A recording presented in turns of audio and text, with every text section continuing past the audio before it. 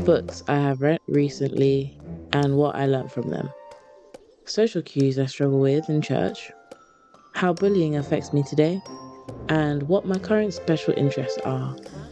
I did a poll on Instagram asking which of the following you wanted to hear, and special interest won by one vote. It was an unexpected win, but alas, I will tell you about what makes me tick both figuratively and literally whilst I bake green bagels. Welcome to a new episode of the Green Project 2025. If this is your first time here, welcome. I have dedicated 2025 to the colour green and my year is green themed. I am wearing green every single day of the year and am documenting my life with the colour green on YouTube every week. Yes, every week. I'm aware I haven't uploaded in the past 2 weeks, my apologies, but here we are again. Spoiler alert, my bagels look a little mutant by the end, but they were delicious, so don't judge a book by its cover. I'm going to talk about 3 things in this video and I won't spoil what. Rather, I'll just start with number 1, which I will title The Original Problem. I promise you this video is about my special interests, so stick with me. So growing up I had this problem.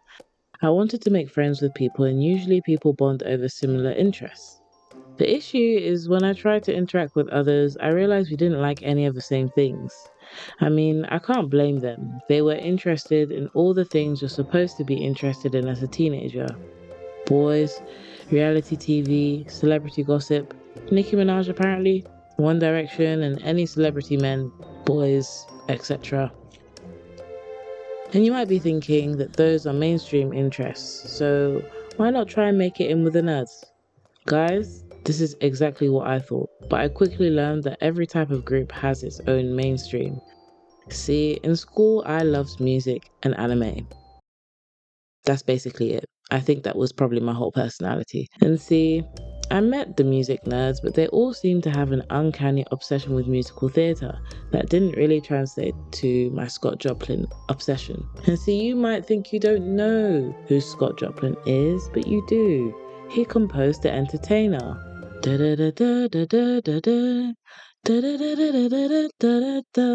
That piece. I am a semi-retired pianist, and back then I enjoyed learning his pieces. I also liked learning anime OSTs on piano. The music nerds didn't really care about that. Anime nerds, though, did find it cool for about 3 seconds until I started talking about obscure animes that nobody watched. You might be wondering why I didn't try to get into stuff that other people liked. I did. The only reason I went through a rock phase was because rock was popular amongst the nerdy kids I was trying to assimilate with. I became obsessed with BBC Merlin and Supernatural because Sherlock really didn't do it for me, but the nerdy kids also loved those shows, so I wanted to be able to talk to them about something. I got into anime because of friends as well. To be honest, most of those niche interests came about because I was trying to be close with a few girls in school that I found really cool. But the issue is that I didn't really have any flexibility in interests. I just got really into those few things and could join into the conversations, but when the conversation or even their whole interest shifted, then I'd be back in the dust again.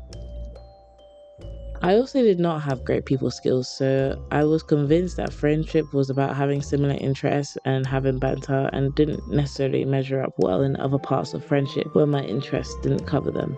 I tried, but I imagine my friends may have struggled with it. And this brings me to point number 2. But before we get into that, if you're enjoying this video so far, please like it and especially subscribe. I'm trying to get to 500 subscribers by the end of the year so I can start to earn from my videos. My goal is that if I can make money from this, I can use those finances to elevate my creativity. So please help me to reach that goal. Anyways, talking point number 2 is special interest in autism. Like I said earlier, I don't think I measured up in other parts of friendship when my interests didn't cover them. I imagine my friends back then struggled with it, but to be honest, I imagine that my friends today probably struggle with it too. And for starters, I'll say that I have mixed feelings about the term special interest because it sounds a little patronizing in the mouths of clinicians and people who think autism is a ravaging disease. But I also find it to be an accurate description in a way because these areas of interest are pretty shiny to me.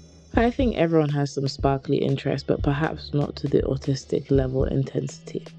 Anyways, By definition, a special interest in autism is a highly focused and dedicated interest for specific topics, activities, or objects. I thought I didn't have any of those when I was initially learning about autism because I couldn't think of anything I've been intensely interested in since birth and literally know everything about since the day I was born, like trains or lorries or something, like the usual stereotype. But then I realized that it's more so about the intensity of the interest, and it can show up in the short term, long term, or as a lifelong interest. In modern colloquial autistic spaces on the internet, some people also refer to it as research autism. Once I clocked that, I realized that I indeed do have those. Growing up, I was obsessed with the piano. I spent basically all of my free time playing piano and learning pieces. Even before my mum signed me up for lessons, I used to compose my own songs. And whilst they were very long, simple, and repetitive, it was clear that I had a good musical ear from young. I have memories of coming home from school and playing piano until it was dark, and someone telling me it was too late. Even my neighbors didn't like me for that reason, that I would play the piano all the time. I wanted to be perfect at piano and was a very harsh critic of my playing. I could not help myself but play every time I saw a piano in public. And when my family moved abroad, I got pretty depressed because we left the piano behind, so I didn't have a piano to practice on for like 2 years. After that, my dexterity never really recovered and I couldn't stand to be bad at piano, so I just gave up. I literally didn't even like myself anymore because if I wasn't good at piano, then I wasn't good at anything. Yeah, how's that for intense? I found a new interest at that point and wrote like 3 fiction books, which is natural considering that growing up I was an avid reader as well. I would finish books with over 500 pages in like a week, staying up all night reading. I wouldn't be able to tell you how many books I have read, but definitely some 100. That passion for reading turned into manga reading when I got into anime and fan fictions when I got into K-pop. Recently, I got gifted some comic versions of the Bible, which has added an extra dimension to my spiritual walk as well. But yes, piano, reading, anime, K-pop, and K-dramas all form a part of my previous special interest.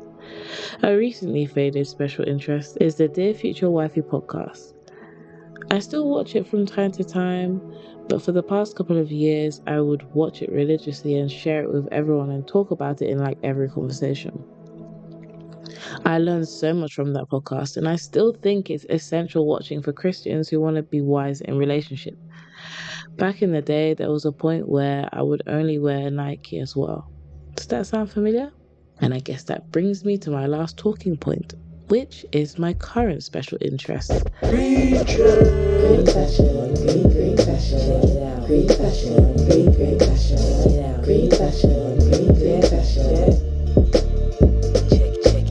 Hi, Krissa. Really like your outfit. Thank you. Could you tell us, where is your top from? My top is from Suave World. Okay, and what about the shoes? The shoes are from Prada. Okay, you look amazing. Thank you so much. Thank you. Bye. My current special interest. For some of you, this is the whole reason why you even clicked on this video, so I hope the information leading up to this point was interesting and insightful. If it was, let me know in the comments. So let's get straight into them. So I will start with one that I guess is the most obvious, and that is the color green. As you know, I've been wearing green every single day. To be honest, I would reframe this special interest as a love for vivid colors, but in my eyes, green is the most vivid of them all. See, I've always liked the color green. Even before the green project, my room has been forest themed for the longest time. Starting the project wasn't that hard, considering half of my wardrobe was already green. However, it was hard in a sense because I have just always enjoyed wearing bright colors in general, so being confined to one is not my favorite thing. I think that is one reason why I love anime so much, although I would say that's not a special interest anymore. Anime has a lot of vivid colors. It is an absolute sensory feast. Special shout out to Studio Ghibli as well. I love the vivid colors and the greens. I like to have green everything. green water bottle, green bed sheets, green outfits, green car one day by God's grace. Guys, when you see me pulling up to church in a green whip, just shout hallelujah immediately, because that would be an answered prayer. All that being said, in my eyes, I wouldn't even say I'm obsessed with green. I would actually say it's one of the least of my special interests. Perhaps that will help to put special interests into perspective for you. Now that I've said that, I can tell you that I'm actually listing these interests from mildest to mostest. And the next is number 7 on a list of 8. Next on the list is jazz. This one is a subthread of the wider music interest and is the current expression of a fixed genre interest. I put this here on the list because I think it is kind of fading or sharing space with subgenres of drum and bass. But considering that D&B is new on the scene, I will pay homage to the most stable genre obsession, which is jazz. I've had many genre obsessions over the years, but I always return to jazz. I believe this one comes from my childhood because my dad loves jazz and my bedroom was next to his office growing up. I remember falling asleep to the sound of smooth jazz. When I was learning piano after grade 5, I almost exclusively learned jazz pieces. After my Christian music era, I turned back to a hardcore focus back on jazz. I have a playlist called Jazzpiration on Spotify with 100 songs. It's like 8 hours of different branches of jazz. And over the past 3 years or so, I would pretty much exclusively listen to that playlist. Anyone who knows me has seen this manifest in fixed and intense interest in artists like Blue Lab Beats, Kim Scott, and Takia Kuroda in turn. As much as I think it's fading a little bit, I know that jazz will always remain a background interest, even when it's not in the foreground. Number 6 is heroes in Christianity. This is so specific, I know, but it's a true one. During my investigations of saints who did amazing exploits, I discovered an animation for kids called Torchlighters, which is still one of my favorite shows. Most of my close friends have been made to watch at least one episode, and my kids will definitely have it in heavy rotation. I can spend hours reading and watching videos about people who translated the Bible against the law, people who saved and raised orphans, people who stood for the faith at the risk of their own lives, etc. It just absolutely fascinates me and is very inspiring. I'm especially inspired by Amy Carmichael, a woman who spent her life taking care of Indian girls sacrificed to temples. Gladys Allywood, a missionary to China. She shared the gospel by setting up an inn and was used by God in awesome ways. There are many inspiring men like John Wesley and Samuel Morris, but one thing that studying these Christians taught me is that you really shouldn't let the enemy lie to you that the only role of women in the kingdom of God is as wives and mothers. Even talking about it makes me want to go and watch a documentary right now. And that brings me to number 5. Documentaries. If you really want to get me talking, just ask me what the last documentary I watched was. Free Documentary, Real Stories, Radical, and JCS Criminal Psychology are among my favorite YouTube channels. If any of you have watched the Most Dangerous Ways to School documentary series by Free Documentary, then reveal yourself please, because I have yet to meet my match in this area. Anyways, I have always loved documentaries, but I usually tend to hyper-focus on certain topics for a season. I have watched back-to-back medical documentaries, criminal documentaries, animal documentaries, faith documentaries, and most recently, aeroplane documentaries.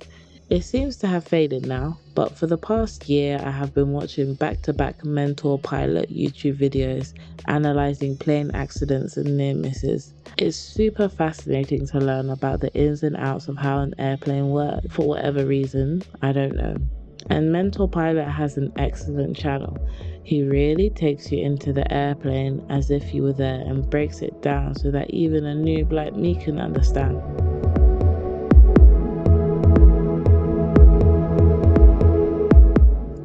Okay, so next on the list at number 4 is music. Now, when I list music, I don't mean listening to music or even learning about music, but specifically making music. If I start making music right now, it will likely consume my life for the next 3 days with ease. I love making music and I find it extremely fun, and hours fly by when I do this. As some of you might know, I actually released music under the name FSV, but even before my first single dropped in 2023, I had always been making stuff. Before I knew how to produce, I composed my songs on the piano or with an online music notation software called Noteflight. Honestly, even though I place it at number 4 in order of my current interests, music is definitely number 1 in the sense that it has been my most intense lifelong interest. I have always loved making music, and I can only assume that as long as I'm able, I will always enjoy making music. It is one of my chief forms of expression. When I was in school, I used to make songs to help me revise. One time in geography, our homework was to make something about natural disasters. People submitted posters, presentations, sculptures, and I wrote a song about tornadoes. I still remember how it goes. Tornadoes, tornadoes, tornadoes. And then I basically put a bunch of facts in the song. Yeah, very interesting. Like I said in my last video, I am currently making a green theme music project, and it is literally all I listen to most of the time. If I'm not listening to audio Bible or an audiobook, then I'm listening to my music project. That is also why, since I started releasing music, my Spotify usage has drastically decreased, because I basically only listen to my own music. Number 1, because I like my own ideas. Number 2, because listening helps me to figure out what I can add and how I can improve it. And number 3, listening helps me to picture things like concepts for the arts, music videos, and overall marketing and promotion. Side note, this has been one of the most trickiest scripts I've ever written, because I am trying to not unnecessarily expound on everything into details that nobody but me cares about. But yeah, that's literally not surprising. Anyways, number 3 goes to autism. Believe me guys, I know that I'm not slick at inserting autism into every conversation that I have, but I just can't help it. I just really like talking about it. I think people find it awkward because it's a disability and whatnot, but I happen to find it very cool. And that's not downplaying the difficulties. If I could describe it in any way, we all know that MH370 is a real tragedy that affects real lives. Yet learning about the crash is very interesting because it's a mystery. I imagine that some of the family members affected by it may have also taken an intense interest in the topic. I don't want to by any means compare it to the loss of lives, but similarly, autism has affected me in ways that are fascinating to me, and talking about it feels like I am talking about the great big frïzz mystery. I also spend a good portion of my free time researching autism. That research takes place in literature search, YouTube, and also in the secret place. I think that is one of the coolest things about having special interests, in that it's not discriminatory in its curiosity. And that takes me to number 2. I will say that I have left number 1 to my current most intense interest. But personally, my number 1 interests tend to always be short term. Many of the ones on the list that I have already mentioned have been number 1 at some point, as well as some of the old ones that didn't make the list. Anyways, number 2 is faith. This special interest is why I feel like I'm wired to be an evangelist. I dare you to ask me about faith, but do so at your own risk. I love to talk about my Christian faith all day and all night, believe you me. I feel like everyone in the whole earth that knows me knows this. I can find any creative way to mention God, and people will think that it's because I'm trying to convert them, but I just find spiritual matters extremely fascinating. It takes me the power of all my myocytes to keep from outbursts of physical and vocal stims when the preacher drops a life-changing revelation in church. I show it all on my face, but you should see what I look like at home watching the recording. A fat slap to the space bar, an immediate stand, and a big wow on the minimum. And Christianity is my faith, so this is my number 1 expression of this special interest, and it bleeds into many of my other special interests such as music and documentaries. My faith has had the power to even shut down other special interests that I was convicted did not glorify God. However, it does not discriminate. I am not the Christian who's afraid to talk to other people of other faith groups, although they should beware that I have strong opinions about many other religions. Give me a Quran and a copy of the Bhagavad Gita, I will eat it up. I find faith very interesting and will read or watch anything to do with all faiths. I will watch stuff about New Age people, witches, Satanists. I am a researcher after all. I will admit though that these days, of course, I'm biased towards a Christian worldview, but that's because Christ compelled me towards him. Because even before I gave my life to Christ in 2017, I had a genuine interest in faith and religion. I didn't find the others as compelling or true. I wouldn't call myself a scholar by any means because I've done a lot of research, but it doesn't all want to stay in my head. Pray for my memory, guys. That being said, it is my inquisitive nature that has made me so secure in my faith because I have not pulled any punches in my journey. I'ma ask all the questions, and I have seen over the past 8 years that not only is God not afraid of questions, but he's very willing to answer them. So here we are, number 1, which is my current most intense special interest. It is the very niche topic of diversity, equity, and inclusion, but especially within a church setting. I don't think I will go into this one too much, but I'm spending a lot of my free time researching this area.